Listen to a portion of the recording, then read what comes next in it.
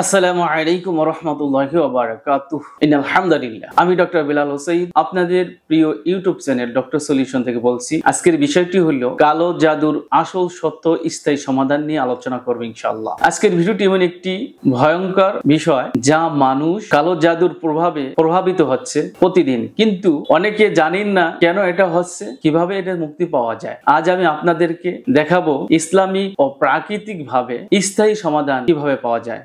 কালো জাদু কি? কালো জাদু হলো এমন এক শয়তানি যা মানুষ জিন দ্বারা করে, মানুষ বিভিন্ন তাবিজ কোমাত দিয়ে করে, কুফরি কালাম দিয়ে করে। আপনি কিভাবে বুঝবেন যে আপনাকে কালো জাদু করা হয়েছে? যদি এই লক্ষণগুলি দেখেন, যে হঠাৎ অসুস্থ হয়ে পড়া, রাতে দুঃস্বপ্নে দেখা, চাকরি, ব্যবসা, দাম্পত্য জীবনে কোলাহল সৃষ্টি হওয়া এবং নামাজে মন না থাকা। কালো জাদু সম্পর্কে ইসলামের দৃষ্টিভঙ্গি। কালো জাদু সম্পর্কে ইসলামে বহুত আয়াত নাজিল হয়েছে। সুলাইমান আলাইহিস সালাম এর জাদুর ঘটনা বলা হয়েছে। রাসূল করিম সাল্লাল্লাহু আলাইহি ওয়াসাল্লামের উপরও জাদু করা হয়েছিল এবং বর্তমানেও আপনারা দেখতে পাচ্ছেন যে মানুষের উপর জাদু করা হয়। নবী করিম সাল্লাল্লাহু আলাইহি সাল্লাম নিজেও একবার জাদুর প্রভাবে প্রভাবিত হয়েছিলেন, তবে আল্লাহ তাআলা তাকে মুক্তি দিয়েছেন এবং তা আমাদের জন্য আবার শেফা হিসাবে সেই আয়াতগুলি নাজিল করেছে। কালো জাদু থেকে মুক্তি পেতে হলে আপনাকে অবশ্যই যে কাজগুলি করতে হবে, এক নম্বর হলো সব সময় আপনি নিজে পরিষ্কার থাকবেন, নিজের পরিবারকে পরিষ্কার রাখবেন, নিজের ঘর পরিষ্কার রাখবেন, আসবাবপত্র পরিষ্কার রাখবেন, খাবার দাবার যেখানে আছে সেগুলি খুব পরিষ্কার পরিচ্ছন্ন রাখতে হবে, খাবার ঢেকে রাখতে হবে। আমাদের বাংলাদেশে বেশিরভাগ ফ্যামিলিতে যেটা দেখা যায়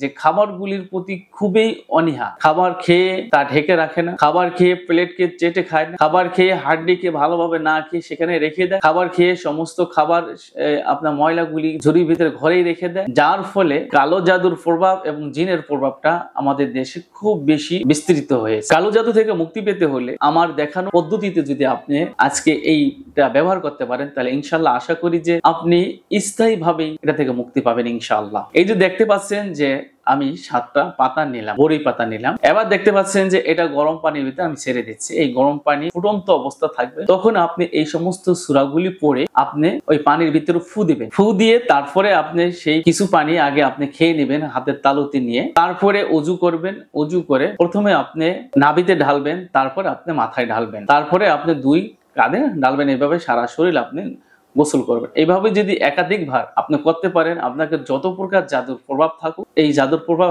আপনাকে কিছুই করতে হবে না। তবে শর্ত হলো আপনাকে নামাজি হতে হবে, আপনাকে পরিষ্কার পরিচ্ছন্ন থাকতে হবে এবং এই আয়াত দ্বারা যেমন গোসল করবেন ঠিক তেমনি ভাবে সকাল এবং সন্ধ্যায় ফজর নামাজের পরে এবং মাগরিব নামাজের পরে আপনাকে পাঠ করে গায়ে ফু দিতে হবে এবং ঘরের ভিতরে পানির ভিতরে ফু দিয়ে আপনি সারা ঘর আপনি ছিটিয়ে দেবেন। যদি আপনার সন্দেহ হয় যে আপনার ব্যবসা বাণিজ্যে এটা জাদুর প্রভাব পড়েছে, তাহলে আপনি এটা করে নেবেন ইনশাআল্লাহ।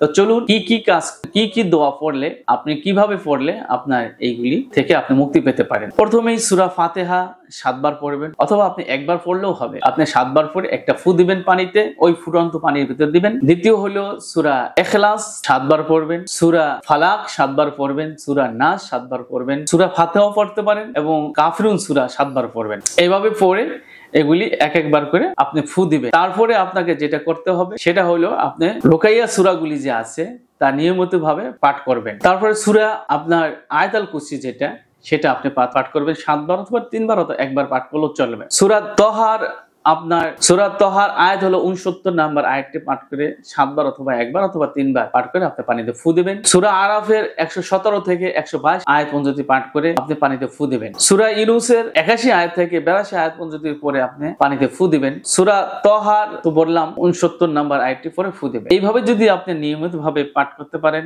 এবং পানিতে পড়ে যদি ফু দিতে পারেন, তাহলে আপনার জীবন যৌবন সবকিছু আবার পারিবারিক ভাবে আপনি শান্তিতে থাকতে পারবেন ইনশাআল্লাহ। এবার আসুন প্রাকৃতিক ভাবে কিভাবে আপনাকে এটা থেকে মুক্তি পাওয়া যায়। কালো জিরা ও মধু সকালে খালি পেটে খাবেন। আজওয়া খেজুর 60টা করে আপনি খালি পেটে খাবেন। আজওয়া খেজুরকে বলা হয় জাদুর সবচেয়ে জাদুকে বিনষ্টকারী এবং কি আপনার যারা চোখ লাগায় বা যে কোনো সমস্যা সমাধানের সবচেয়ে গুরুত্বপূর্ণ একটি হলো প্রাকৃতিক ভাবে, সেটা হলো আজওয়া খেজুর। আপনি প্রতিদিন 60টা করে খেতে পারেন, তাহলে আপনার কোনো কিছুতেই আপনাকে আক্রমণ করতে পারবে না ইনশাআল্লাহ, একমাত্র মৃত্যু রোগ ব্যতীত। তারপরে হলো আপনার সিডোর পাতা বা বিট পাতার মতন। এটা আমাদের দেশে খুব কম পাওয়া যায়। এটা জাল দিয়ে আপনি গোসল করতে পারেন, এটা খুবই উপকারী। তারপরে লোবানের ধোয়া যেটা সৌদি আরবে পাওয়া যায়, এটা ঘরে ছড়িয়ে দিলে বা আমাদের দেশে ধূপ যেটা বলা হয়, এটা দিলেও জাদুর কিছুটা প্রভাব পড়বে। তালবিহি বা রুহানি তেল ব্যবহার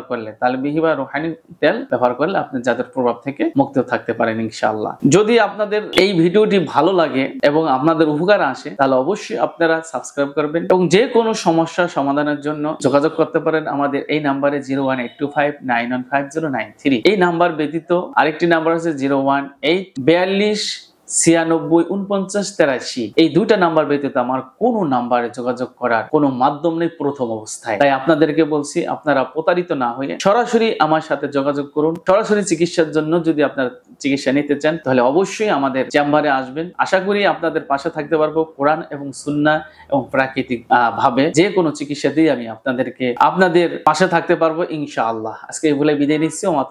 আসসালামু আলাইকুম ওয়া রাহমাতুল্লাহি ওয়া বারাকাতুহু।